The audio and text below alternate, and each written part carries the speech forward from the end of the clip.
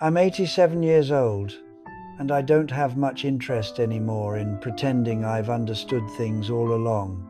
Most days are quiet now. Too quiet, sometimes. And when it gets quiet like this, the memories come whether I ask for them or not. I wake up early because my body does, not because I need to be anywhere. The house creaks in the same places it always has. I sit at the kitchen table and drink my coffee slowly, because there's no reason to rush it anymore. I've outlived most of my reasons. I'm not telling you this because I'm proud of anything I figured out. I'm telling you because it took me almost my whole life to understand one simple question. And by the time I did, most of the answers were already gone. At my age, you don't think much about the future. You think about what's left behind, about what stays with you when the noise fades. And what stays isn't what I thought it would be. I used to believe my life made sense, that the shape of it added up to something solid. Work, family, responsibilities. You wake up, you do what needs doing, you go to sleep tired. That was the rhythm. It felt honest, necessary. I wasn't careless. I wasn't reckless. I did what people said a good man was supposed to do. That's what makes this hard to explain, because nothing I did felt wrong at the time. When I was younger, in my 20s and 30s, I was busy becoming someone, or at least trying to. I worked long hours, not because I loved the work, but because it paid the bills and people depended on me. I told myself that was enough. I married young. We were good together, in the way two tired people can be good together. We didn't fight much. We didn't talk deeply either. There was always something to do. Dishes, laundry, a shift to catch. Conversations were postponed without either of us noticing. We used to say, "We'll talk about it later." Later became a habit. I remember coming home late, loosening my tie in the doorway, seeing her already asleep on the couch, the television glowing softly, sound turned down. I'd cover her with a blanket and think, tomorrow I'll sit with her. Tomorrow I'll ask how she really is. Tomorrow was a word I trusted too much. The years moved quietly. Promotions, raises, a bigger place, children. They grew faster than I noticed. I was always around, but rarely present. I thought being nearby counted for something. I went to their school events when I could, when work allowed, when I wasn't exhausted. I missed more than I remember. At the time, it felt reasonable, responsible. Someone had to keep things running. No one ever pulled me aside and said, "You're losing something you won't get back." And even if they had, I'm not sure I would have listened. I was tired, and tired people don't hear warnings very well.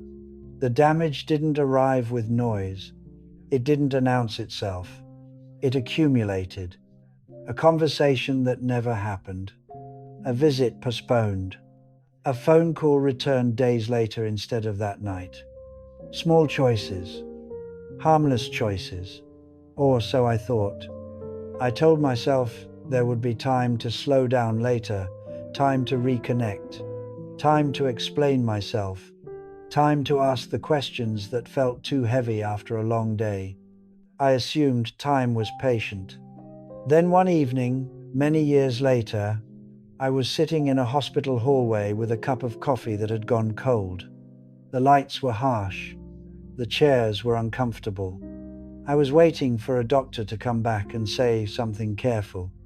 My wife had been sick for a while. Nothing dramatic, nothing sudden, just a steady decline that we learned to live around.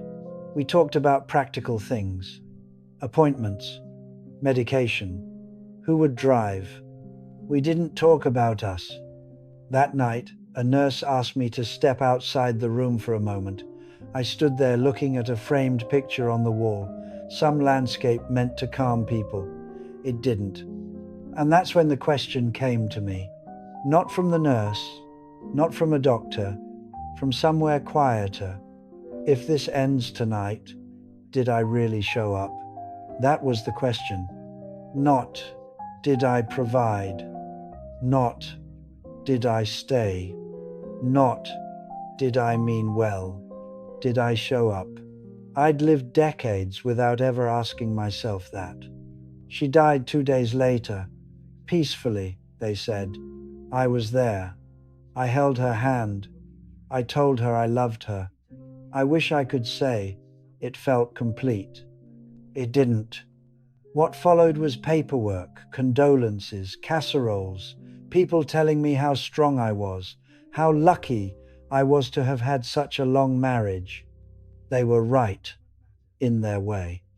But there are kinds of luck that come with a quiet ache. After she was gone, the house felt different, larger, louder in its emptiness. I found notes she'd written, lists, reminders, things she meant to tell me and never did, or maybe things she assumed I already knew. I started replaying moments, not the big ones, the ordinary ones. Times I could have sat down instead of standing, listened instead of nodding, asked one more question before changing the subject.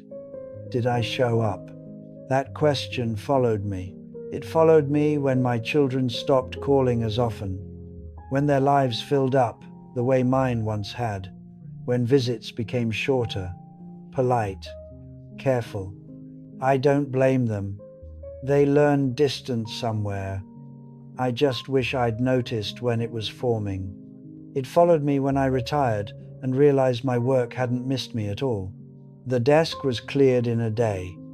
My name removed from a door. People were kind, but life moved on quickly. I had spent so many years being needed that I forgot to be known. Now, at 87, most of the people who remember my younger self are gone.